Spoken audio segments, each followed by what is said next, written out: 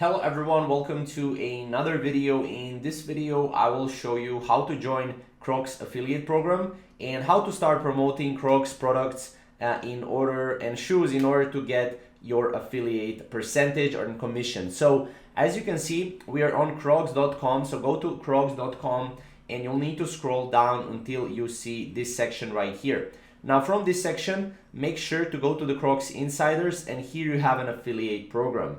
So what you want to do is click on the affiliate program. Now, once you click on the affiliate program, you will join this website right here. Now, one thing to note here is we need to just actually increase this so you can see it. One thing to note is that becoming a Crocs affiliate is free, but as you can see, any website can apply to the program. Now, can I join if I not have launched my site yet? No. In order to maintain the high standards for partnership, it is very important that we see the content of your website in order to approve it for the Crocs online affiliate program. Now, as you can see, you can have more websites, and as you can see, you can't at this time. Crocs.com ships online orders only to addresses within 50 United States. So you will need to have within the United States, and there is 6% per transaction commission. So commission fees are paid on a monthly basis, and all you have to do is go here and fill out the online application. Click on that. You will